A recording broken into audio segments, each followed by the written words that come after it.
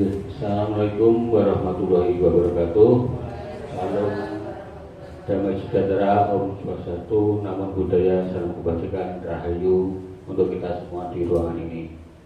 Oke, Bapak Ibu, sebelumnya saya ucapkan terima kasih atas waktu yang diberikan.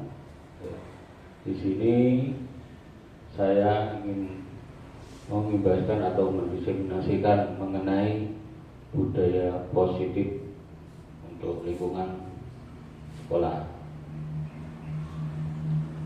Susunan acaranya sebagai berikut: pembukaan, menyanyikan lagu Indonesia Raya, sholawat Ariyah dan doa, nanti dipimpin oleh Pak Lili. Sambutan Kepala SD 2 tutup, kemudian materi dan penutup. Yang pertama, marilah kita buka dengan bacaan basmalah. Bismillahirrahmanirrahim. Dan kedua, sama-sama kita menyanyikan lagu Indonesia Raya. Hadirin dimohon berdiri.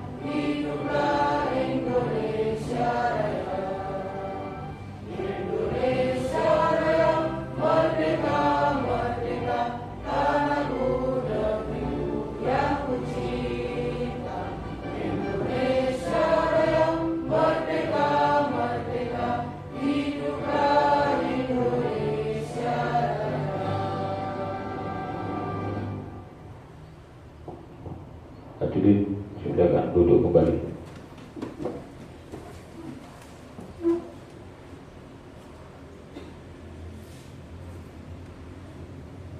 Selanjutnya melanjutkan sholawat Ariyah dilanjut dengan doa yang dipimpin oleh Bapak Muhammad Nur Solihin. Waktu dan tempat kami persilakan.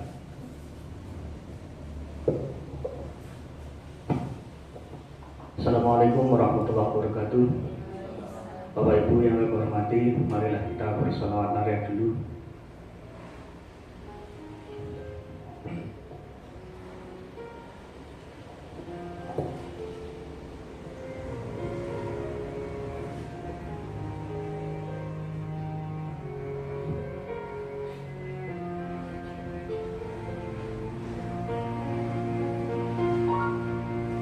Allahumma sholli sholatan kamilatan wa salim salaman tamman ala sayyidina Muhammadin illahi tanhalu bihil uqadu wa tanfariju bihil qurabu wa nuqada bihil hawaiju wa tunalu birragaibu wa husnul khawatimi wa yustasqallahu biwajhil karim wa ala alihi wa sahbihi fi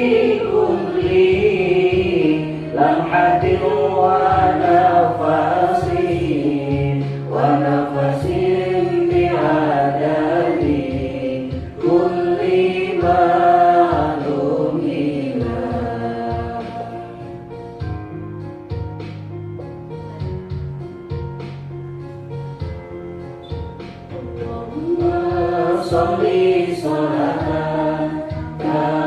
salatan wa salim salaman taman ala sayyidina Muhammadin alladhi alhadu bihi al-uqadu wa tanfariju bihi al-qurabu wa tuqada bihi al-hawaiju wa tunalu bihi al-raghaibu wa husnul khawatimi wa yustasqa ghamamu biwajhil karim wa ala alihi wa sahbihi fi kulli lamhatin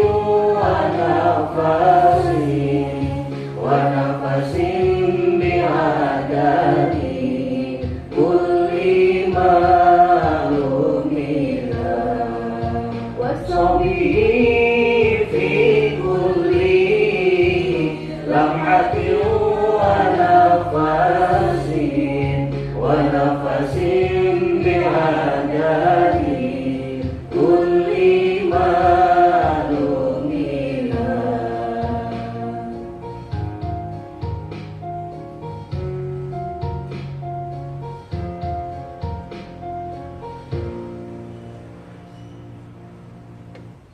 Bismillahirrahmanirrahim. Allahumma salli wa sallim ala sayyidina Muhammad wa ala ali sayyidina Muhammad aku sahabat Rasulullah jamain.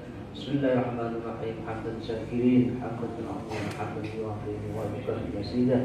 Ya Rabbana lakal hamdu kama yanbaghi li'azimi mustalik. Allahumma salli wa sallim ala sayyidina Muhammad wa sayyidina Muhammad. Allahumma inna nas'aluka salamatan fid din wa afiyatan fil jasad wa ziyadatan fil ilmi wa barakatan fil rizqi wa tawbatan qabla al-maut wa rahmatan indal maut wa maghfiratan ba'da al-maut. Allahumma hawwin 'alaina fi sakratil maut wa nasrana wa afatil sabar. Allahumma arinal haqqa haqqan wa rasulna tibaa wa arinal batila batila rasulna istinaba. Inna Allaha wa malaikatahu yusholluna 'alan nabi ya ayyuhalladzina amanu shallu 'alaihi wa sallimu taslima. Rabbana atina fid dunya hasanah wa fil akhirati hasanah wa qina adzabannar. Subhana rabbika rabbil izzati amma yasifun wa salamun 'alal mursalin walhamdulillahi rabbil alamin. Al-Fatihah. Assalamualaikum warahmatullahi wabarakatuh.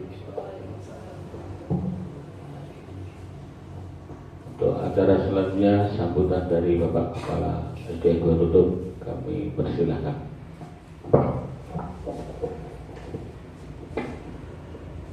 Assalamualaikum warahmatullahi wabarakatuh. Bismillahirrahmanirrahim. Alhamdulillahirabbil alamin atas segala nikmat yang telah kita terima pada hari ini dari Allah Subhanahu wa taala. Dengan rasa syukur yang tidak terhingga, pada pagi siang hari ini kita berkumpul di ruang kelas 5 untuk mengikuti acara desiminasi yang akan dilaksanakan oleh Pak Guntur ya, dalam menjalankan tugas sebagai calon guru penggerak. Bapak Ibu yang kami hormati, kami mengucapkan terima kasih atas waktu panjenengan untuk berpartisipasi dalam kegiatan pagi siang hari ini untuk mendukung teman saudara Bapak Guntur dalam melaksanakan tugasnya pada pagi hari ini. Demikian juga untuk Pak Guntur, semoga tugas yang dikerjakan pada pagi siang hari ini nanti semoga dapat menyampaikan dengan baik, lancar, dan juga ada manfaatnya bagi teman-teman yang lain. Demikian juga untuk teman-teman yang lain, monggo nanti bisa diperhatikan sebaik-baiknya sehingga manakala ada hal yang baik, penting untuk bisa digunakan dengan sebaik-baiknya. Mungkin hanya itu yang bisa saya sampaikan. Semoga acara pada pagi siang hari ini dapat berjalan dengan sebaik-baiknya. Terima kasih. Ada kurang dan lebihnya kami mohon maaf. Assalamualaikum warahmatullahi wabarakatuh.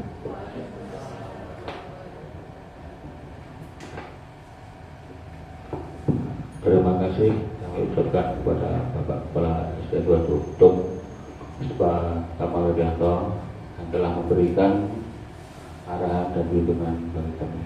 Untuk acara yang selanjutnya adalah materi pembebasan diskriminasi budaya positif.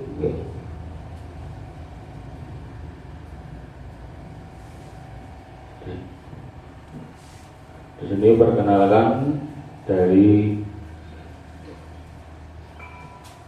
adalah fasilitator Pak Nandang, beliau dari Brebes. Kemudian saya sendiri Bukit Cahyo Prasetyo, CGB Angkatan 10, dan PP pengajar praktik Bu Ida Romawati, beliau guru SMP 2 Blora. Di sini sebelum kita melanjutkan materi ada beberapa pertanyaan tematik. Di sini, apa peran menciptakan suasana positif di lingkungan Anda? Nah, sini Bapak Ibu, sebelum kita menginjak materi, kira-kira seberapa penting suasana positif di lingkungan Anda? Yang kedua, sebagai seorang pendidik atau pimpinan sekolah, bagaimana Anda menciptakan suasana positif yang ada di lingkungan Anda selama ini? Kemudian yang ketiga, apakah hubungan antara menciptakan suasana yang positif dengan proses pembelajaran yang berpihak pada murid? Dan yang keempat, bagaimana penerapan disiplin saat ini di sekolah? Apakah sudah diterapkan dengan efektif? Bila belum, menurut Anda masih perlu diperbaiki, apakah perlu dikembangkan? Oke. Dari keempat pertanyaan Bapak ini, Bapak Ibu boleh menjawab salah satu. Oke. Kira-kira dari pertanyaan otomatik 1 sampai 4, oke, peran budaya suasana positif di lingkungan Anda. Oke. Monggo kami persilakan dari 1 sampai 4.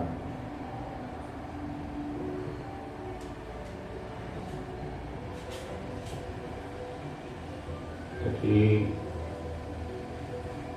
boleh dijawab yang ke-1, yang ke-3 atau yang ke-4 saja. Oke, mohon apabila mau menjawab angkat tangan dulu. Oke. Monggo kami persilakan.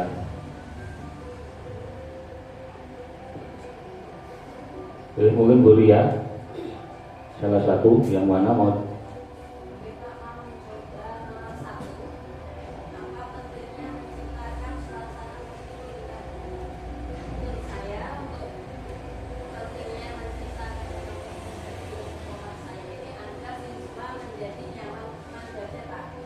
Mempengaruhi suasana hatinya untuk menjadi senang belajar dan agar hasil belajarnya menjadi maksimal.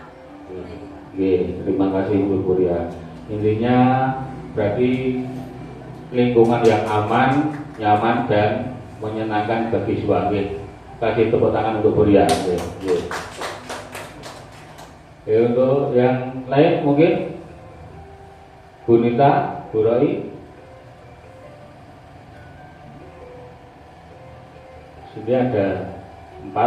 Jadi ketika kita berada di lingkungan sekolah, atau di lingkungan kita dimanapun berada, bagaimana ketika kita bisa berperilaku baik, istilahnya berperilaku positif. Kalau tidak ada, kami lanjutkan.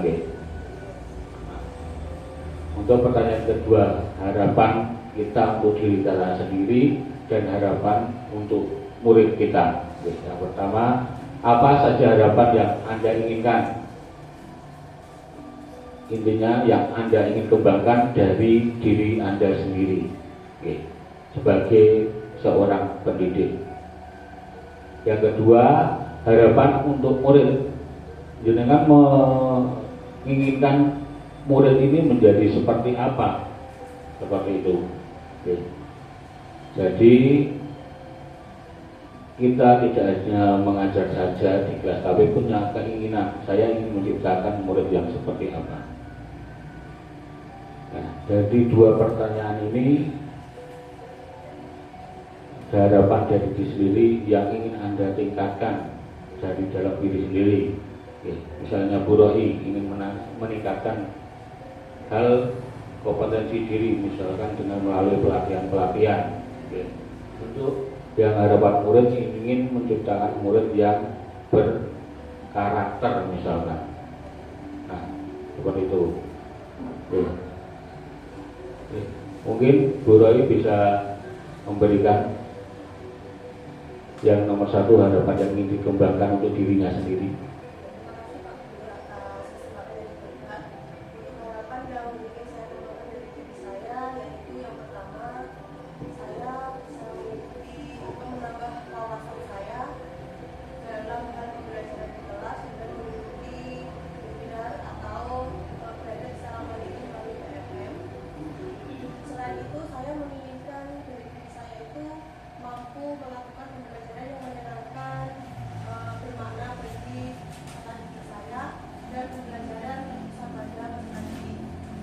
Oke, terima kasih tepuk tangan untuk Bu Rohi.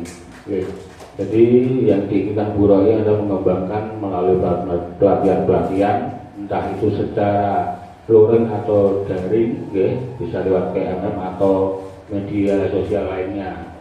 Untuk harapan murid ingin memberikan intinya membuat murid ini belajar dengan senang hati. Nah, oke, selanjutnya eksplorasi konsep budaya positif ada 6 poin. Yang pertama, disiplin positif, kemudian teori motivasi hukum dan penghargaan institusi. Yang ketiga, keyakinan kelas. Keempat, kebutuhan dasar manusia. Kelima, posisi kontrol. Dan yang terakhir, restitusi atau segitiga restitusi. Yang pertama mengenai disiplin positif. Nah, Bapak Ibu, di sini kita ada permainan. Permainan ketika Anda berpasangan atau Anda sendirian.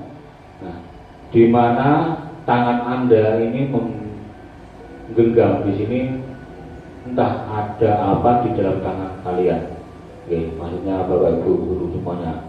Nah, posisi ketika tangan menggenggam ini, ada rekan kalian yang ingin mencoba membukanya. Kira-kira yang Bapak Ibu lakukan mungkin akan seperti apa?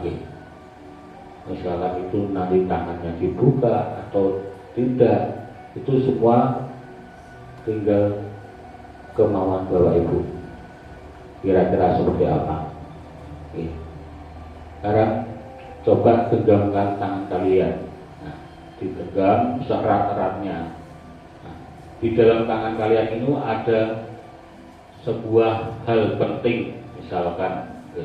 Kira-kira hal penting itu akan Bapak Ibu biarkan dibuka oleh rekan kalian ataukah tidak? Monggo Bu Supri bisa menjawab. Kira-kira jika di tangan panjenengan ada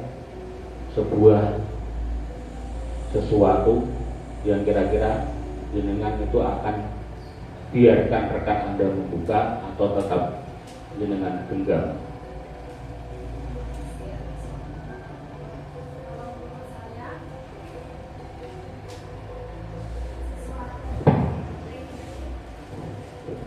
Akan saya buka. Kenapa?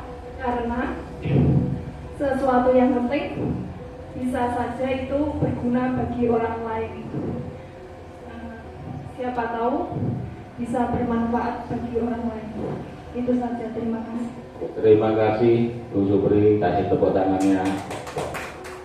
Oke, nah, ini Bu Supri di dalam tangannya dengan rekannya si A, si B atau si C siapapun, ketika Bu Supri menggenggam sesuatu membiarkan rekannya membuka. Oke. Karena Bu Supri ingin membagikan sebuah mungkin ilmu atau wawasan ya, yang berada di dalam genggaman Bu Supri. Nah, tapi kira-kira apakah semuanya harus dibuka?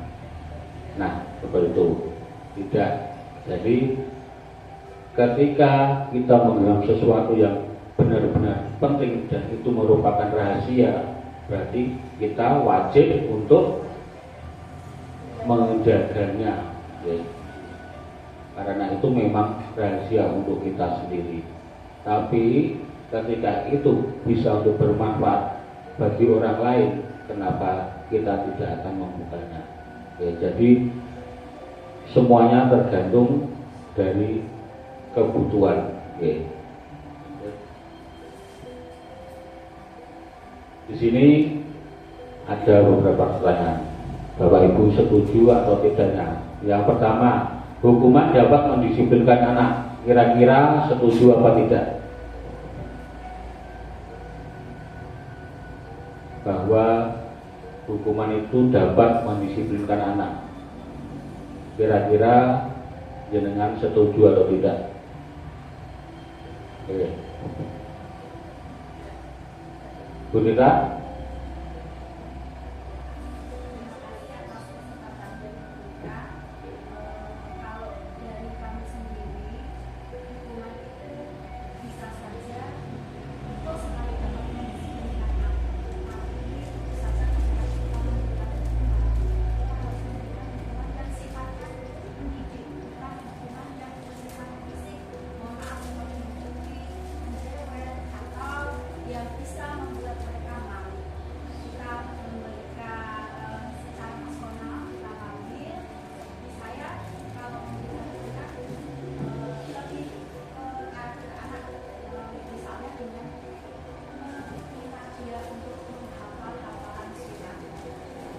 Terima kasih untuk bertanya. Oke. Nah, Bu Nita menjawab dengan hukuman itu dapat mendisiplinkan anak, tetapi dengan kriteria hukuman yang bisa dikondisikan dengan baik. Nah, seperti itu. Yang kedua, pemberian hukuman dengan hal positif seperti membaca atau membersihkan halaman sekolah dapat meningkatkan disiplin anak. Nah, di sini dengan membaca dan membersihkan halaman sekolah berkaitan dengan disiplin anak. Kira-kira setuju atau tidak?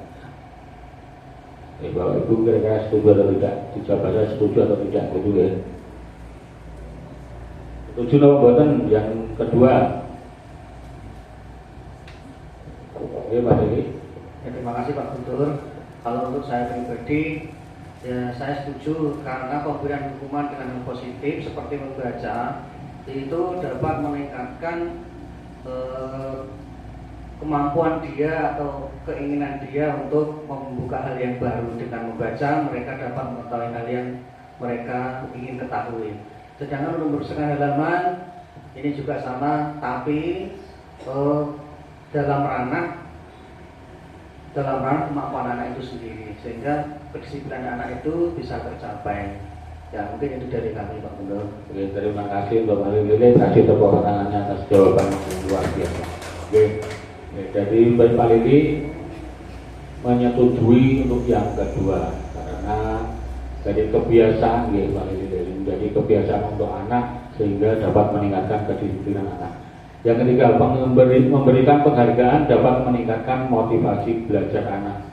Nah, di sini maksudnya pemberian penghargaan ketika anak ingin belajar harus dipancing dengan memberikan sesuatu. Nah, itu bisa melalui apresiasi, atau sebuah hadiah. Kira-kira setuju apa tidak? Tidak setuju. Alasannya ya Bu Rohi. Karena ketika apa-apa diberikan penghargaan, tapi ketika anak itu diberikan penghargaan, tapi ketika tidak diberi penghargaan nanti motivasi itu menurun. Jadi Bu Rohi menjawab tidak setuju karena melihat dari dampaknya, ya, dampaknya bagi anak. Ya. muridnya. Sini kita yang pertama perubahan paradigma teori kontrol. Di sini ilusi kontrol itu ada 4. Ilusi guru mengontrol murid, ilusi bahwa semua penguatan positif, efektif dan bermanfaat. Yang ketiga, ilusi bahwa kritik dapat membuat orang bersalah, dapat menguatkan karakter. Yang keempat, ilusi bahwa orang dewasa memiliki hak untuk memaksa. Nih, di sini yang pertama, guru untuk mengontrol murid. Nah, di sini berdasarkan fakta yang sudah kita lakukan, rata-rata sebelumnya kita memang guru mengontrol murid. Jadi intinya guru sebenarnya memaksa murid untuk menyesuaikan sikapnya seperti aturan yang berlaku. Yang kedua, ilusi bahwa semua penguatan positif efektif dapat bermanfaat. Penguatan positif atau intinya seperti rayuan, bujukan untuk kontrol itu dapat memberikan efek yang baik bagi anak. Yang ketiga tadi, menggunakan kritik dan rasa bersalah untuk mengontrol murid menuju identitas yang gagal. Di sini mereka belajar untuk merasa buruk tentang diri mereka sendiri. Yang keempat tadi, orang dewasa memiliki hak untuk memaksa. Di sini kebanyakan memang secara umum yang lebih tua bisa memaksa kehendaknya yang lebih muda dengan alasan memiliki tanggung jawab untuk membuat murid-muridnya berbuat hal tertentu. Nah, di sini perubahan paradigma stimulus, respon dan teori. Yang pertama, kita mencoba mengubah orang agar berpandangan sama dengan kita. Itu kalau stimulus respon. Tapi kalau secara kontrol, kita berusaha melihat pandangan dari orang lain. Yang kedua, perilaku buruk dilihat sebagai suatu kesalahan. Kalau teori kontrol, semua perilaku memiliki tujuan. Jadi apapun bentuk perilakunya memiliki tujuan. Walaupun mungkin kita bisa mengatakan bahwa perilaku itu buruk, tapi bagi mereka, bagi yang melakukan, mungkin mempunyai tujuan tertentu. Yang ketiga, orang lain bisa mengontrol saya. Kalau orang lain mengontrol saya, di sini berarti diri yang dikontrol ini mengizinkan untuk orang lain mengontrolnya atau menyetirnya. Yang tiga, untuk teori kontrol, hanya ada yang bisa mengontrol diri Anda sendiri. Jadi apapun yang kita lakukan sebenarnya yang bisa mengontrol adalah diri kita sendiri. Kemudian pemaksaan ada pada saat bujukan gagal. Jadi ketika kita merayu saja membujuknya gagal, berarti adanya pemaksaan, harus mengikuti seperti kehendak yang diinginkan. Kolaborasi dan konsensus menciptakan pilihan baru, berarti adanya pilihan. Ya. Kemudian model berpikir menang kalah. Kalau teori kontrol, model berpikirnya menang-menang, dimaksudnya saling menguntungkan antara kedua belah pihak. Di sini yang kita bahas adalah disiplin. Apa sih itu disiplin? Disiplin berasal dari kata Latin discipline yang artinya belajar. Makna ini berasal dari berkonotasi disiplin diri dari murid-murid Socrates dan Plato. Disiplin diri buat orang menggali potensinya menuju sebuah tujuan apa yang dia hargai. Namun dalam budaya kita, makna disiplin telah berubah menjadi sesuatu yang dilakukan seseorang pada orang lain untuk mendapatkan kepatuhan. Nah, jadi secara kecenderungan umum, disiplin dengan ketidaknyamanan, bukan dengan yang kita hargai atau mencapai suatu tujuan mulia. Misalkan kita disiplin dalam bekerja, mungkin saja kita berangkat tepat waktu karena adanya bridger, jadi adanya rasa khawatir, takut. Nah, menurut Ki Hajar Dewantara, merdeka itu artinya tidak hanya terlepas dari perintah, akan tetapi juga dapat membuat memerintah diri sendiri.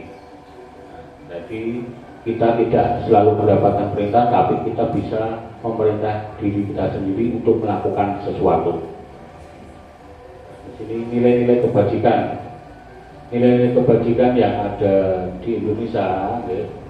Pertama, setiap perilaku atau perbuatan memiliki suatu tujuan. Jadi apapun itu menurut Dr. William Glasser pada teori kontrol, hal apapun itu entah dikatakan baik atau jelek pasti memiliki suatu tujuan tertentu yang bagi yang melakukannya.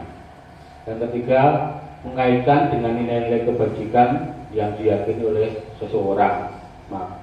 Motivasi intrinsik akan terbangun sehingga menggerakkan motivasi dari dalam untuk mencapai tujuan yang mulia. Dan yang ketiga, nilai-nilai kebajikan setiap anak Indonesia yang kita kenal dengan profil pelajar Pancasila yang terdiri beriman, bertakwa, mandiri, benar kritis, berkepentingan global, bergotong royong, dan kreatif. Yang kedua, mengenai teori motivasi, hukuman, dan penghargaan restitusi. Nah, di sini Ibu mengenai perilaku manusia. Perilaku manusia itu bisa termotivasi dari diri sendiri dan dari faktor luar, mungkin dari rekan, sahabat, atau ketika kita sedang membaca suatu kalimat. Nah, untuk yang motivasi eksternal, untuk menghindari ketidaknyamanan atau hukuman. Jadi apa yang kita lakukan itu untuk menghindari ketidaknyamanan atau hukuman. Mungkin bisa takut terlambat karena nanti gajinya berkurang, atau mungkin ditegur oleh bapak kepala sekolah. Untuk yang mendapatkan imbalan dari orang lain, ini berarti apa yang saya lakukan dapat apabila saya melakukannya. Jadi di sini adalah sebuah hadiah, imbalan. Jadi ketika kita akan melakukan sesuatu, berharap adanya embel-embel mendapatkan hadiah. Yang ketiga, untuk menghargai diri sendiri, saya akan bagi orang seperti apa bila saya melakukannya. Jadi ini motivasi dari sendiri, perubahannya dengan tujuan disiplin positif.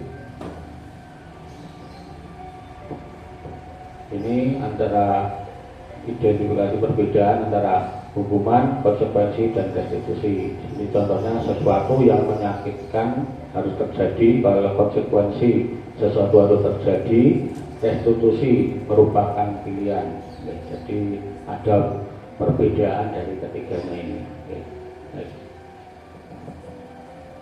Yang pertama, dihukum oleh penghargaan. Nah, dihukum oleh penghargaan ini ada 6. Yang pertama, pengaruh jangka pendek dan jangka panjang. Yang kedua, penghargaan tidak efektif. Suatu penghargaan atau peristiwa yang diinginkan dibuat dengan syarat. Jadi apapun yang dilakukan murid itu harus ada syarat. Contohnya, saya akan mengerjakan jika diberi hadiah, diberi uang misalkan, diberi atau dijajake misalkan gitu. Yang ketiga, penghargaan dapat merusak hubungan. Ini dulu kita terapkan ketika ada peringkat di kelas, ketika ada peringkat di kelas, walaupun itu penghargaan bagi yang juara 1, tapi yang di bawahnya di sini kategorinya merusak hubungan karena mungkin faktor bisa iri atau seperti apapun itu. Yang keempat, penghargaan mengurangi ketepatan. Dalam sebuah riset, dalam sebuah percobaan, sekelompok anak laki-laki berusia 9 tahun diminta untuk melihat gambar wajah-wajah yang ditampilkan di layar. Mereka harus memberitahukan jika wajah tersebut sama atau berbeda. Nah, gambar tersebut hampir sama. Nah, jawabannya benar sementara jawaban yang lain tidak. Hasil, anak laki-laki yang dibayar membuat lebih banyak kesalahan. Jadi ini kurang tepat ibaratnya. Kalau dikategorikan harus membuat bayaran, dibayarin seperti disuap gitu. Yang ke-5, penghargaan merupakan kualitas pengamatan dilakukan pada sebuah kelompok ya. Di suatu penghargaan merupakan kualitas ini di sini ada contoh seiring mahasiswa mampu bekerja dengan cepat, kemudian ada beberapa mahasiswa yang dibayar untuk setiap judul berita utama yang mereka mampu hasilkan, dan setelahnya beberapa lama mahasiswa dibayar. Ini hasilnya kinerja berhenti berkembang. Jadi adanya penurunan karena jika mengerjakan sesuatu tidak dibayar oleh rekannya. Dan penghargaan mematikan kreativitas. Contohnya ketika murid diminta untuk berpikir mengenai hadiah atau penghargaan yang bisa mereka dapat bila berhasil melakukan sesuatu. Jadi penghargaan, walaupun kita memberikan penghargaan kepada murid, ada kalanya kita harus memperhatikan. Kalau murid itu kreatif karena adanya penghargaan, nah di situ kita harus berhati-hati dalam pemberiannya. Penghargaan penghukum yang terakhir memotivasi dari dalam diri sendiri atau intrinsik. Di sini perbedaan hukuman dan konsekuensi. Ada beberapa perbedaan hukuman dan konsekuensi. Hukuman itu sesuatu yang menyakitkan harus terjadi, sedangkan konsekuensi sesuatu harus terjadi. Membuat anak sakit secara fisik, berarti hukuman itu condongnya ke fisik dan hati, bisa menyakiti hati, berarti gelo, sakit hati. Kalau konsekuensi membuat anak merasa tidak nyaman dalam jangka pendek, sedangkan yang hukuman jangka panjang. Anak-anak membenci kedisiplinan, konsekuensi anak menghargai disiplin. Kalau hukuman itu bersifat paksaan, kalau konsekuensi itu bersifat tanggapan atau stimulus. Hukuman mendorong anak menyakiti diri sendiri, sedangkan konsekuensi mendorong anak agar mudah menyesuaikan diri. Dan tadi sampai poin yang ke-8, perbedaan antara hukuman dan konsekuensi.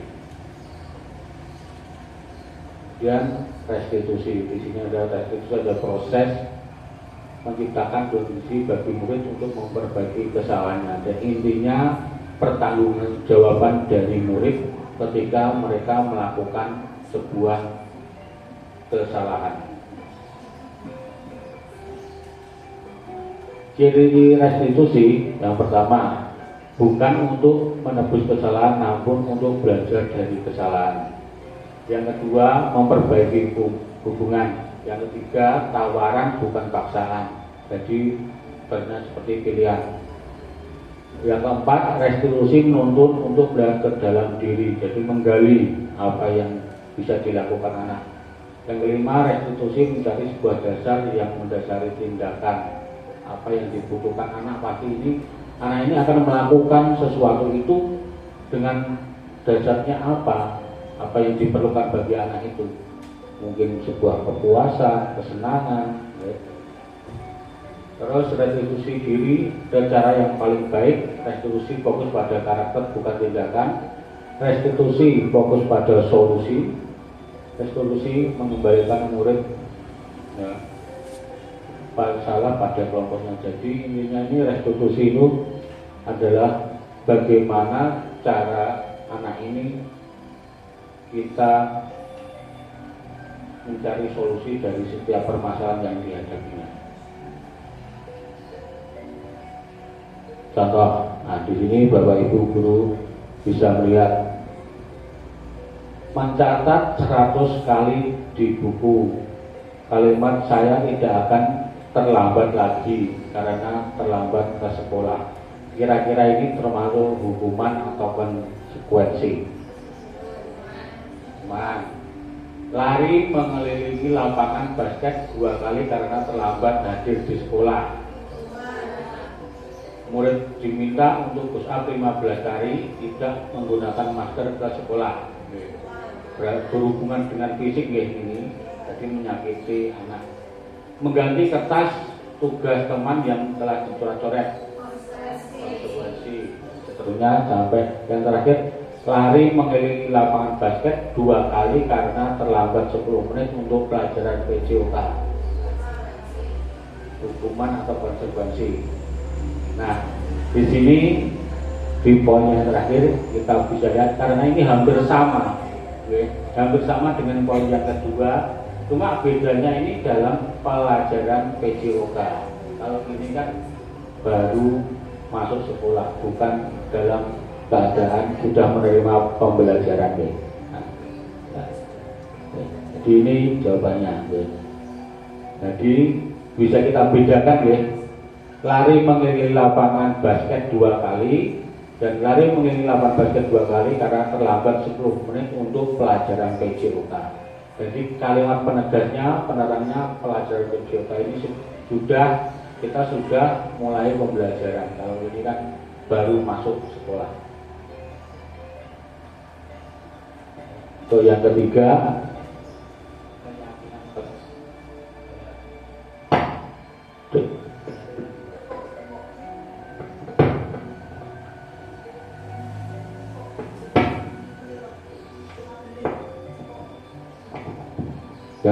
keyakinan kelas. Nah, mengapa harus keyakinan tidak peraturan? Nah, satu, mengapa kita memiliki peraturan untuk menggunakan helm ketika berkendara? Nah, ketika kita berkendara di luar itu apa sih? Ya, bukan peraturan tapi manfaatnya apa sih ketika itu? Ya. Yang kedua, mengapa kita memiliki peraturan 3M menggunakan masker, mencuci tangan, dan menjaga jarak 1,5 meter. Yang ketiga, mengapa kita memiliki peraturan harus datang tepat waktu saat mengikuti pelatihan. Nah, di sini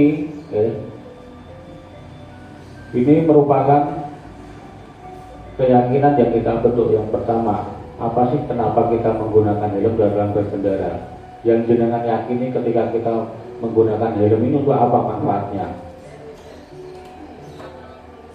Nah, biar tidak ditilang oleh polisi. Selain itu, fungsi helm sendiri ini untuk apa? Nah, keselamatan.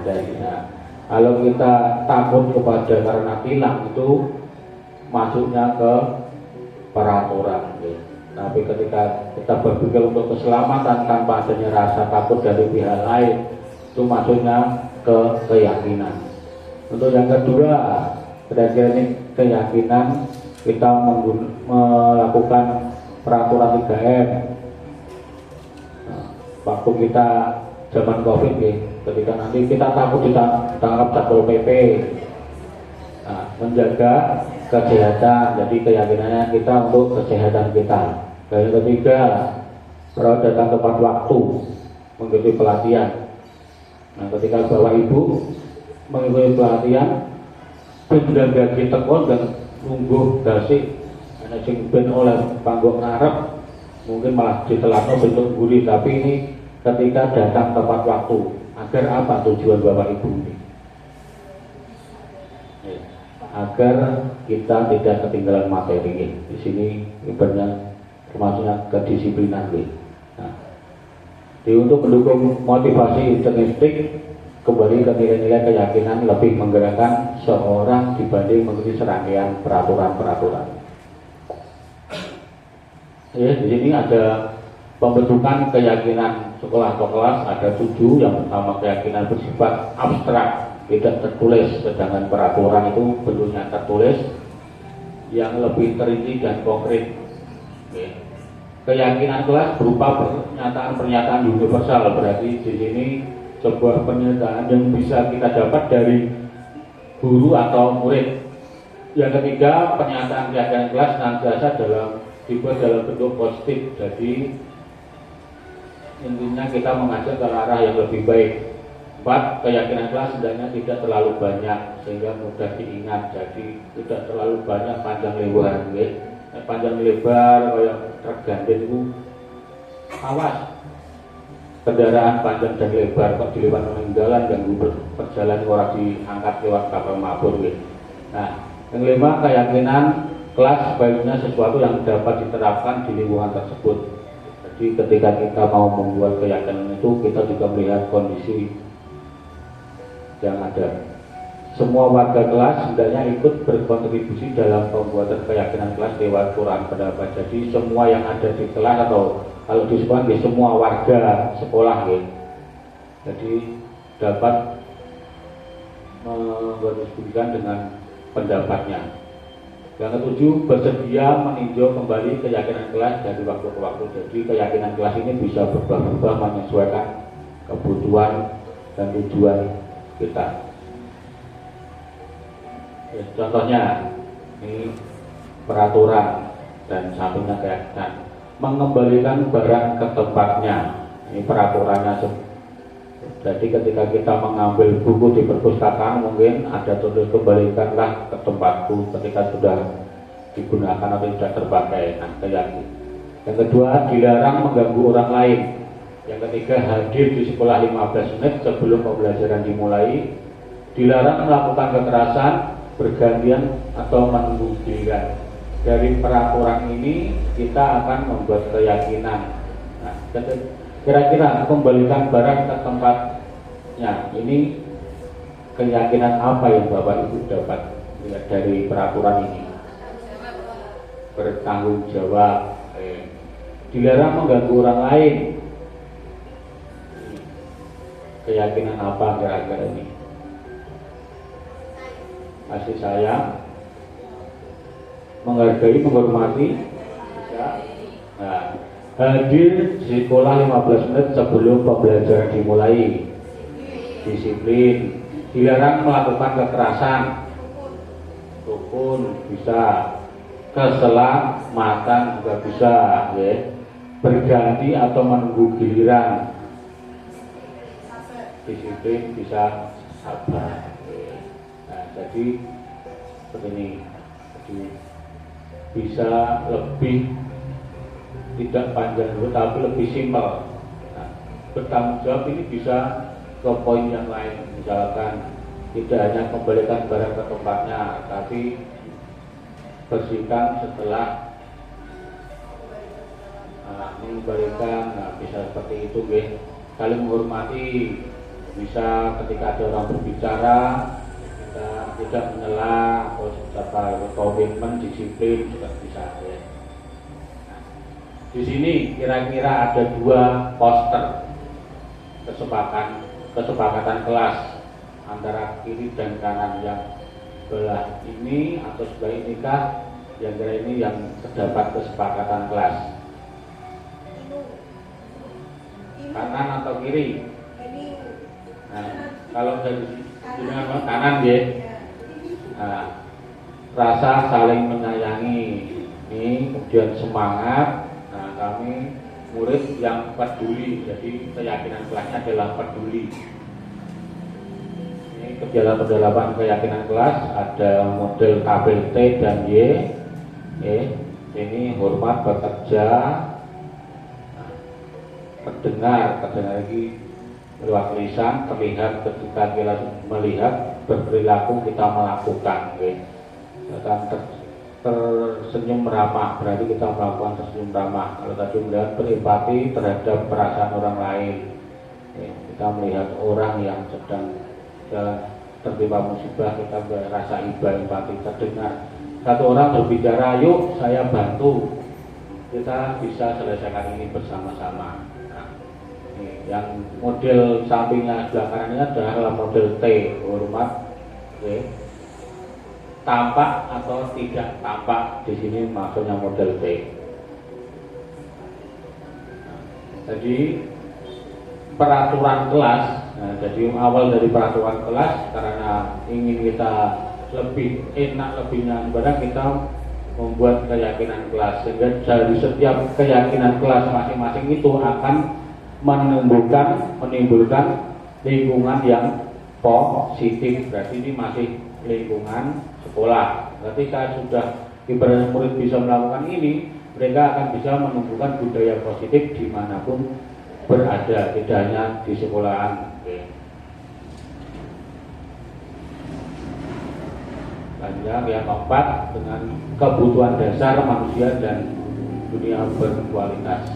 Ini kebutuhan dasar manusia itu ada 5. Bertahan hidup atau survival, kasih sayang, rasa diterima, belonging, penguasaan, power, kesenangan, fun, kebebasan, freedom.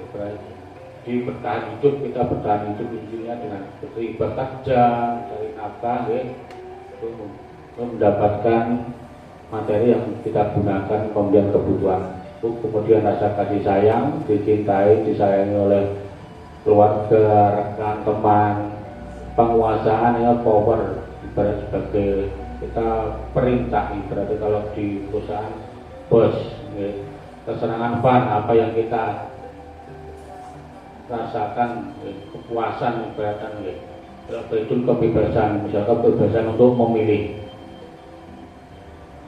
Nah, survival, bertahan hidup, kebutuhan, bertahan hidup, kebutuhan yang bersifat fisiologis untuk bertahan hidup, kesehatan, rumah, makanan. Kemudian kasih sayang dan rasa diterima atau belonging.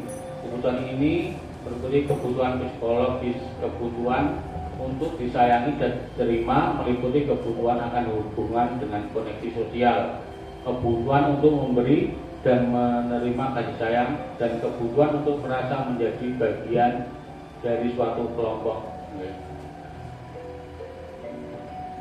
Kemudian penguasaan atau power, kekuatan untuk mencapai sesuatu, menjadi kompeten, menjadi terampil, diakui atas prestasi dan keterampilan kita, didengarkan dan dimiliki rasa harga diri. Jadi kebutuhan ini meliputi keinginan untuk dianggap berharga dan penguasaan. Terus ada kebebasan, kebutuhan akan kemandirian, otonomi, berhak memilih apapun, dengan mengendalikan arah hidup seseorang. Kemudian kesenangan atau fun, kebutuhan untuk mencari kesenangan, bermain dan tertawa. Bayangkan hidup tanpa kenikmatan apapun, betapa sedihnya. Biasa menghubungkan kebutuhan akan kesenangan dengan belajar. Semua hewan dengan tingkat intelijensi tinggi seperti anjing, lumba-lumba, primata dan lain-lain bermain. Saat mereka bermain, mereka mempelajari keterampilan hidup yang penting. Manusia tidak berbeda jauh dengan mereka. Ini contoh. Ibu Ambar, guru wali kelas 2A di SD Pelita Hati, sedang bingung menghadapi ulah salah satu murid di kelasnya, Doni.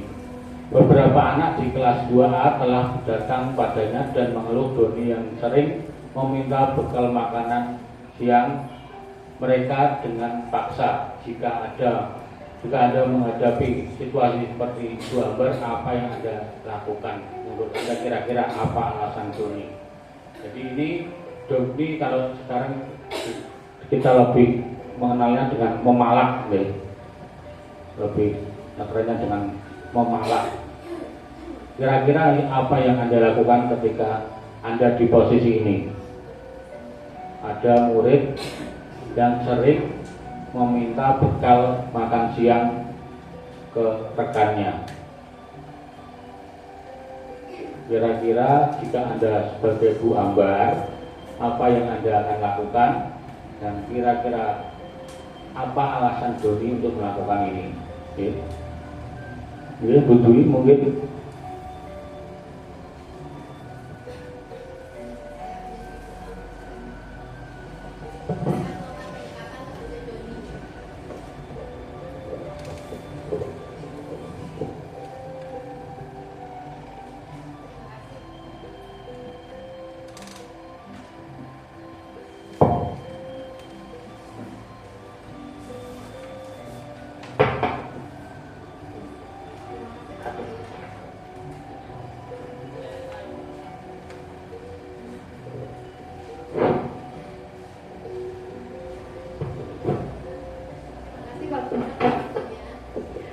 Jika saya pendidik, apa yang akan saya lakukan?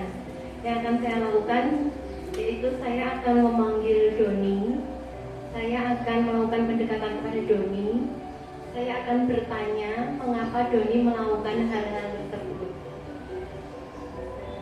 Saya akan memerankan diri saya tidak sebagai guru tapi sebagai sahabat untuk Doni agar Doni bisa lebih terbuka bercerita kepada saya. Dan alasan Doni melakukan hal itu kemungkinan karena untuk survival ataupun untuk power, Pak. Terima kasih Bu Dwi, kasih tepuk tangan untuk Bu Dwi. Nah, jawabannya Bu Dwi adalah melalui pendekatan kepada anak.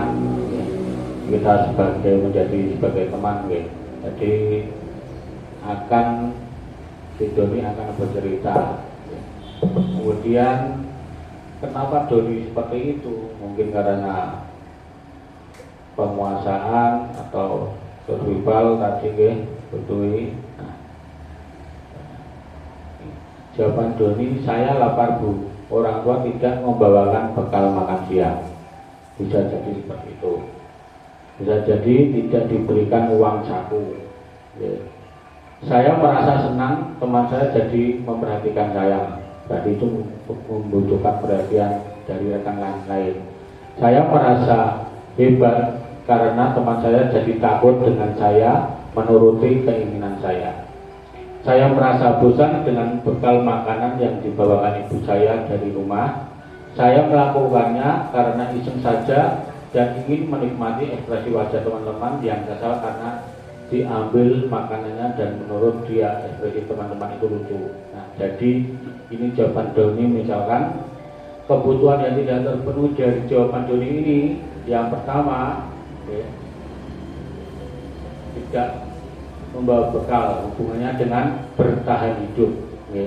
Yang kedua, mendapatkan perhatian, kasih sayang. Mungkin kasih sayang yang didapat oleh Doni ini kurang.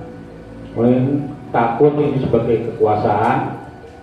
Kemudian tiba ibu merasa bosan, kebebasan untuk bisa memilih. Mungkin bekalnya itu saja. Yang kelima, iseng, ibaratnya kesenangan. Iseng karena senang, jahil, usil. Dan yang kelima, posisi kontrol kita sebagai guru. Di sini ada sebuah kasus. Tisa dan Hana dipanggil masuk ke ruangan Ibu Dewi, Kepala Sekolah SMA Makmur. Ibu Dewi baru saja mendapatkan pengaduan dari Ibunda Tisa bahwa Hana menggunakan kata-kata kasar dan merendahkan Tisa di media sosial, Jadi dibully tapi lewat media sosial. Mungkin seperti kita juga kadang pakai status untuk menyindir seseorang, mungkin bisa seperti itu. Nah, yang kedua, Anto jarang sekali hadir di pembelajaran jarak jauh, dan pada saat hadir pun Anto sering menggunakan kata-kata kasar di kolom chat mengajak teman. Hal ini sudah sangat mengganggu. Untuk mengikuti pembelajaran daring, mengeluhkan tentang perilaku Anto di pembelajaran jauh-jauh. Dari kita lihat dari dua kasus ini. Nah, kira-kira apa yang akan dilakukan Ibu Dewi untuk permasalahan Tisa dan Hana ini?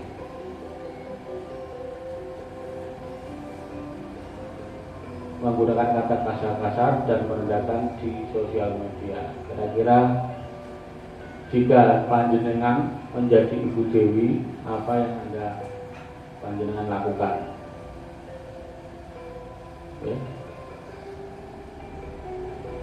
Bu Ria mungkin.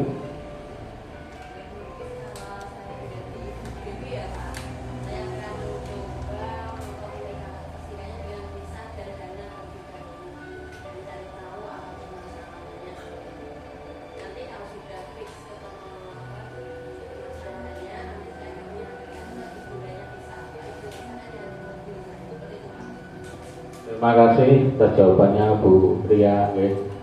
Dan Pak Lili, dari dua kasus ini boleh salah satu ketika Pak Lili menjadi Ibu Dewi apa yang dilakukan, Nah, ketika mendapatkan murid Anto yang jarang masuk ini, tapi ketika masuk Anto ini sering membuat gaduh perilaku Anto dengan dan berkata-kata kasar di kolom chat secara daring. Oh ya, terima kasih Pak Betul. Kalau kami jadi Ibu Dewi, jadi ya Ibu Dewi itu. Oke, Ibu Dewi. Ya sama, saya juga kan mengambil dulu anaknya, kemudian mencari, menggali, mengajak dia berbicara dengan baik, apa yang menjadi masalah, kemudian kalau sudah dijawab, sama kita panggil orang tuanya, nanti kita komunikasikan bersama orang tua dan anak itu. Begitu Pak. Oke, terima kasih atas jawabannya Pak Lili. Oke. Teman rata-rata jawabannya memanggil kedua murid tersebut, oke. Dan kita tanyain di permasalahannya itu apa, oke. Nah, di sini posisi kontrol guru itu ada 5. Yang pertama penghukum, guru sebagai pembuat merasa bersalah, guru sebagai teman, guru sebagai pemantau, dan guru sebagai manajer. Nah, kita sejenak melihat video ini.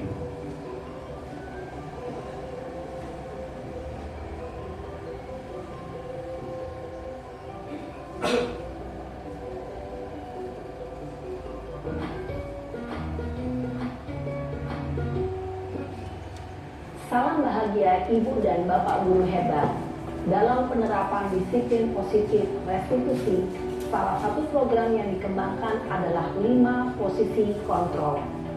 5 posisi kontrol dalam restitusi adalah proses perjalanan seorang pendidik agar dapat mengenali dirinya. Pada video kali ini, kita akan membahas tentang 5 posisi kontrol yang dikembangkan oleh Diane Gossen dan contoh penerapannya.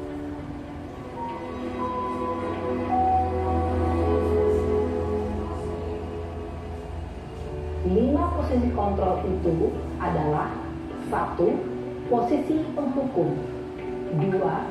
Posisi pembuat merasa bersalah, 3. Posisi teman, 4. Posisi pemantau atau monitor, dan 5. Posisi manajer.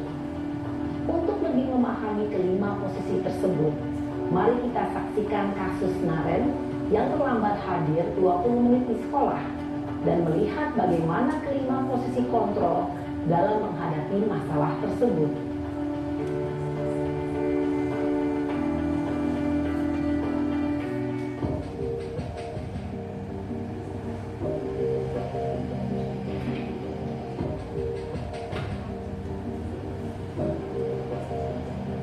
Naren! Sini kamu! Selamat pagi Bu. Selalu terlambat. Kamu deh, pasti terlambat. Maaf Bu, saya Apa? Apa coba?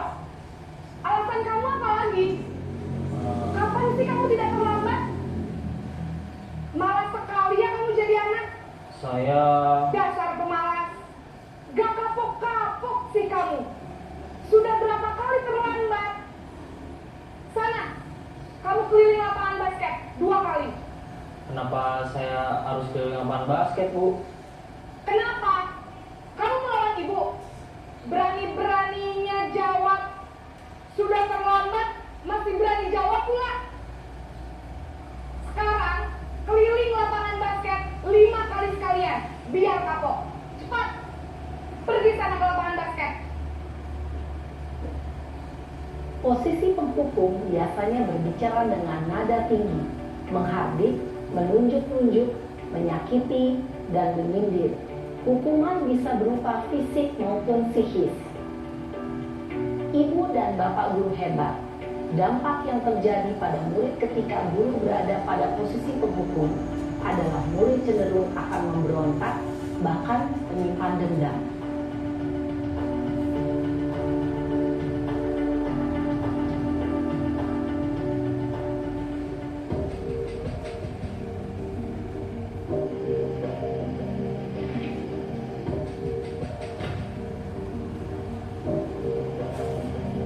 Naren!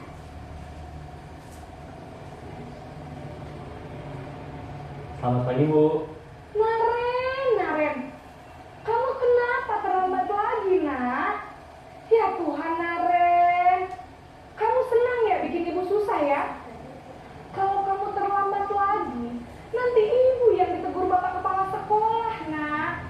Disangka ibu tidak bisa membina kamu. Duh, gimana ini? Maaf, Bu. Duh, Gusti Naren, kamu suka ya kalau ibu ditegur bapak kepala sekolah? Terus, sekarang ibu harus tulis apa ini di buku absen? Ini kamu sudah sering terlambat loh. Ibu harus apa coba? Maaf, Bu. Maaf sekali. Ya sudah, lain kali jangan bikin ibu susah lagi ya, nak ya. Ibu tidak akan kuat lagi kalau kamu begini terus. Bisa jantungan kalau ibu tegur bapak kepala sekolah. Sana cepat kelas.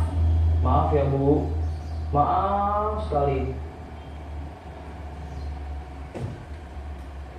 Posisi pembuat rasa bersalah berbicara dengan nada tenang, cenderung lembut. Namun kata-kata yang diutarakan membuat murid merasa menjadi orang yang gagal, memandang buruk dirinya sendiri, merasa tidak berharga, dan tidak sanggup membahagiakan orang lain. Ketika guru mengambil posisi pembuat rasa bersalah, murid akan menganggap dirinya yang bersalah dan ia akan menyimpan emosi negatif tersebut di dalam dirinya.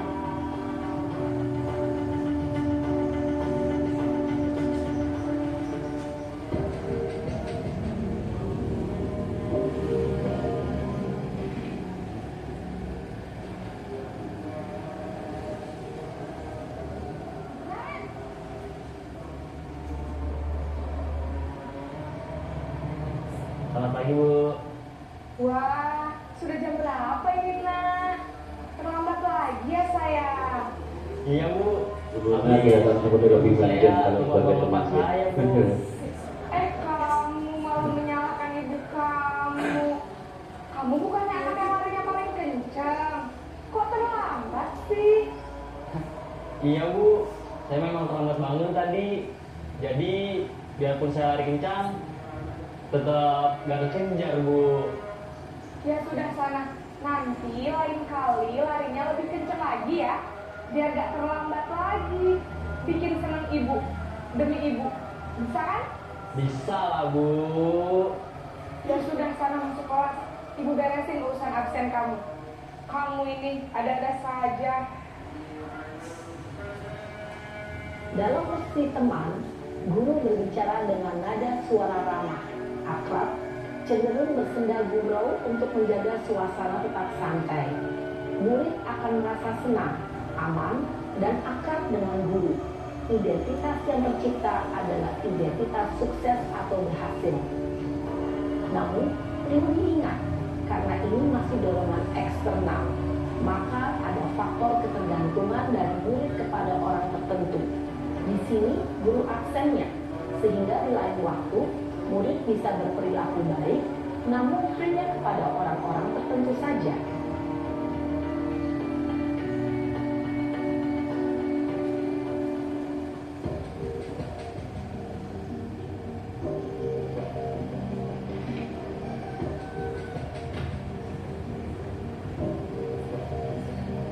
Naren!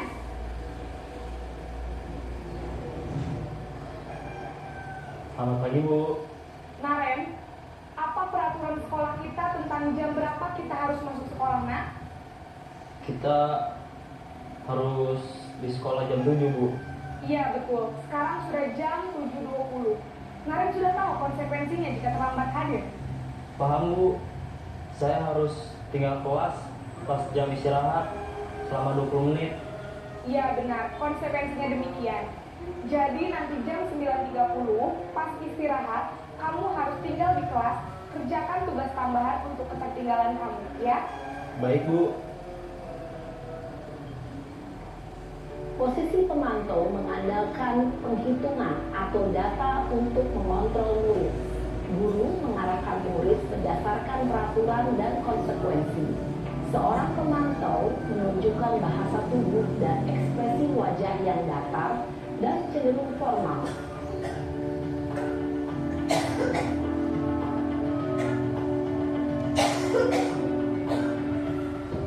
Naren,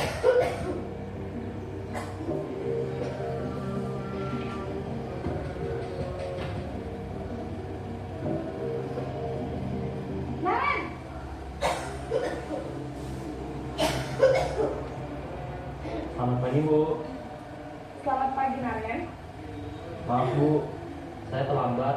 Iya, sekolah masuknya jam 7, sekarang sudah jam 7.20. Jadi sekarang bagaimana ini Naren? Maaf Bu, saya lupa alarm saya semalam. Baiklah, menurut kamu, keyakinan sekolah yang mana yang perlu kamu tingkatkan? Menghargai diri sendiri dan orang lain mungkin ya Bu. Setuju. Jadi, apakah Naren meyakini prinsip saling menghormati tersebut? Iya Bu, saya meyakininya. Apakah Naren bersedia memperbaiki masalah keterlambatan ini? Bersedia Bu. Bagaimana kamu akan perbaiki masalah keterlambatan ini? Saya akan coba untuk tidak lupa menyetel alarm saya Bu.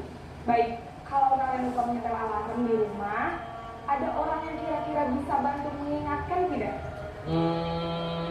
Ada Bu, kakak saya, Kak Emma. Ada lagi selain Kak Emma? Selain Kak Emma, ada ibu saya. Baik, jadi yang mengingatkan Naren adalah Kak Emma dan ibu kamu ya? Kira-kira akan mulai start alarm kapan nih Naren? Setelah pulang sekolah, akan segera saya lakukan. Baik, jadi Naren akan setel alarm untuk bangun besok pagi dan akan diingatkan oleh kakak dan ibunda Naren ya. Ada lagi yang mungkin perlu dilakukan Naren agar tidak terlambat bangun lagi. Tidak ada Bu. Baik Naren, terima kasih untuk kerjasama kamu. Sekarang kamu perlu kembali ke kelas untuk belajar. Baik Bu, terima kasih. Posisi manajer adalah posisi kontrol yang disarankan untuk membimbing murid memiliki sikap disiplin yang positif, yaitu murid yang mandiri, bertanggung jawab, dan dapat memecahkan masalah. Tujuan dari posisi ini adalah agar murid dapat berefleksi atas tindakannya. Guru akan dengan tulus memberikan pertanyaan-pertanyaan bermakna, sehingga membuat murid dapat belajar dari kesalahannya dan mencari sebuah solusi untuk menyelesaikannya. Ibu dan Bapak guru hebat, setelah mengamati adegan kelima posisi kontrol tadi, kira-kira posisi mana yang paling ideal?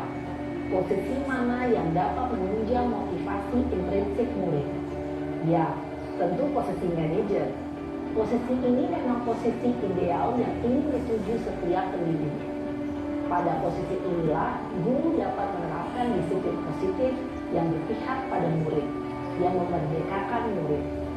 Perjalanan seorang pendidik tentunya tidak mudah untuk sampai pada posisi seorang manajer. Namun, tujuan kita pasti, yaitu menciptakan murid-murid yang mandiri, merdeka, dan bertanggung jawab. Semoga penggambaran 5 posisi kontrol yang telah diperlihatkan ini dapat menjadi ajang refleksi bagi kita semua, agar dapat terus mengasah dan menerapkan disiplin positif yang memerdekakan murid. Mari terus berlatih dan bersemangat. Selamat menerapkan. Salam dan bahagia Ibu dan Bapak guru hebat. Nah, oke, dari pemaparan video tadi ini, kira-kira selama ini kita menggunakan posisi kontrol sebagai apa? Mungkin kita tidak menyadari ya, kalau kita sebagai manajer, saya kira selama ini kita masih belum sempurna ya. Tapi di sini dengan kegiatan ini, dengan tayang video tadi, kita walaupun sebagai guru itu pun bisa memposisikan guru sebagai posisi manajer ya, di mana mengidentifikasi masalah, memberikan motivasi kepada murid agar murid terdorong untuk melakukan perubahan dari dalam diri sendiri atas kesalahan atau perlakuan yang tidak sesuai dengan keyakinan atau peraturan, sehingga mendapatkan solusi pemecahannya.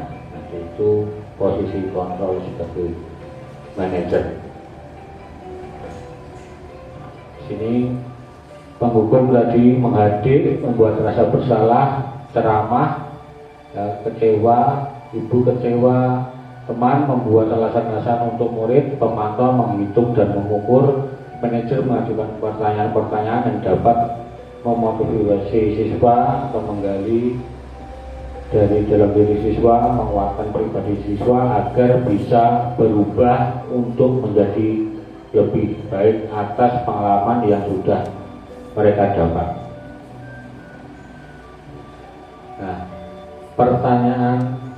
pernyataan di sini ada, saya kecewa sekali dengan kamu. Ini kira-kira posisi kontrol yang mana? Penghukum, membuat orang bersalah, teman, pemantau, atau manajer. Saya kecewa sekali dengan kamu. Membuat orang bersalah. Kemudian kamu tidak pernah benar melakukannya.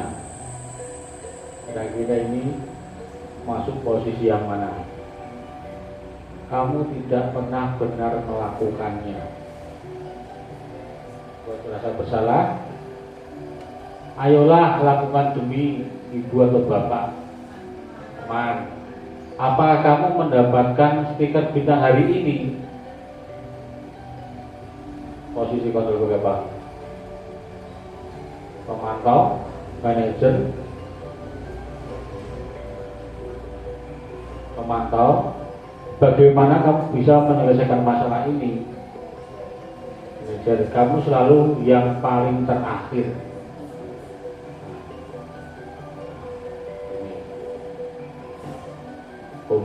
Membuat orang bersalah, kecewa sekali. Jadi murid ini ibaratnya kita menurunkan mentalnya, ya.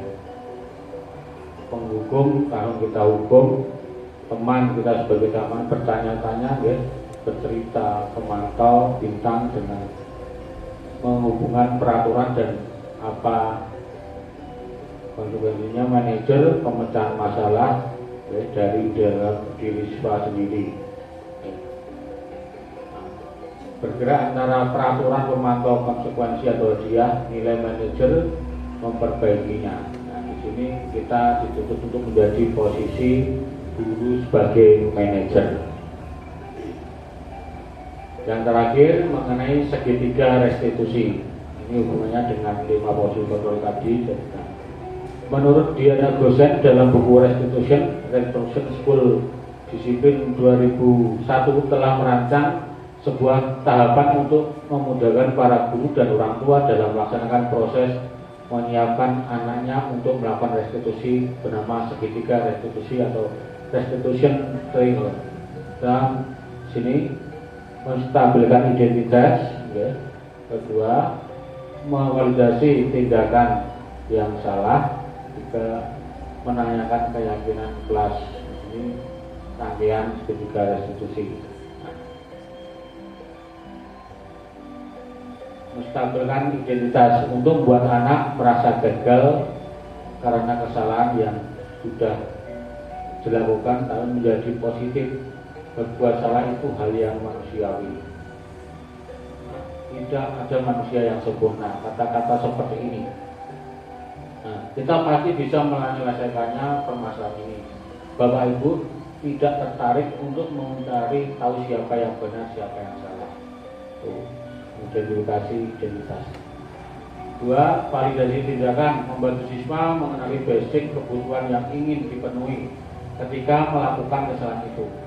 Pada dasarnya setiap tindakan manusia tujuannya adalah memenuhi basic need, apakah itu power, freedom, love, bullying, fun, atau survival. Jadi setiap tindakan tadi manusia memiliki tujuan, entah itu tergolong baik atau tidak. Yang pertama, kamu bisa saja kan melakukan hal yang lebih buruk, tapi kamu tidak melakukannya. Kamu pasti punya alasan untuk melakukannya. Apa yang penting bagimu? Kamu boleh tetap berusaha menjaga sikap itu, tapi tambahkan sikap lain yang baru. Beberapa contoh kalimat memvalidasi tindakan. Yang ketiga, menanyakan keyakinan. Anak melihat kesalahannya dihubungkan dengan norma sosial atau norma yang mendasari manusia interaksi dengan orang lain. Apakah nilai yang kita percaya di kelas kita, nilai universal apa yang telah kita sepakati, kelas yang ideal itu yang seperti apa, kamu ingin menjadi anak yang seperti apa. Nah, beberapa contoh kalimat yang menanyakan keyakinan. Di sini penawaran saya yang sudah saya lakukan dalam video.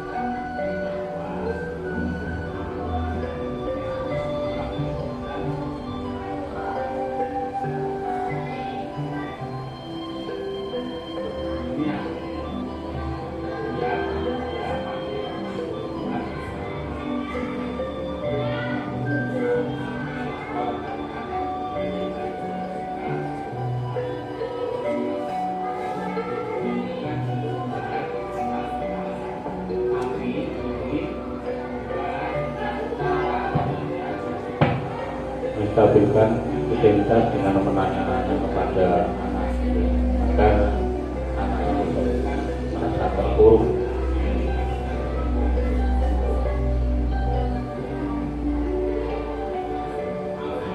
Yang kedua, kita melakukan langkah validasi tindakan yang salah. Jadi, apa yang dilakukan murid ketika itu, hanya dan mengapa murid melakukannya.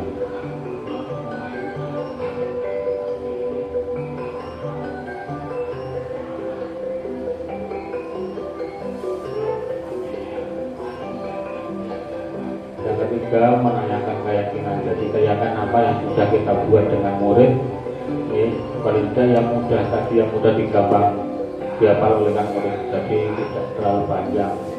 Keyakinan bertanggung jawab, mengerjakan, disiplin, komitmen, melaksanakan tiket.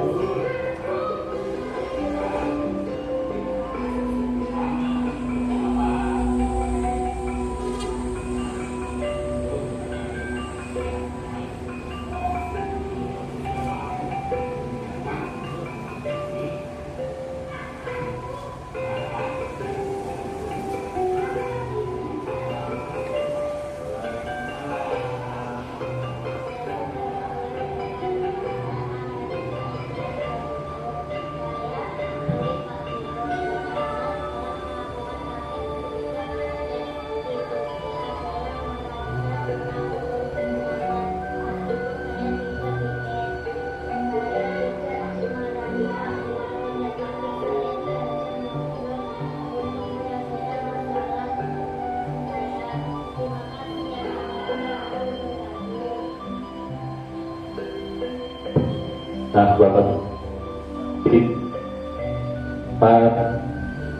Bapak besar awal seketika resolusi yang sudah kami laksanakan. Semoga apa yang sudah saya diskusikan hari ini mengenai budaya positif bisa bermanfaat bagi Bapak Ibu semua, khususnya di sekolah panjenengan masing-masing. Itu kurang lebihnya saya mohon maaf apabila ada kata-kata yang kurang berkenan. Kita lanjutkan ke acara terakhir, yaitu penutup dengan bacaan hamdalah. Alhamdulillahirobbilalamin. Semoga semua kegiatan yang kita lakukan diberikan manfaat dan berkah oleh Allah Subhanahu wa taala. Amin amin ya rabbal alamin. Wassalamualaikum warahmatullahi wabarakatuh.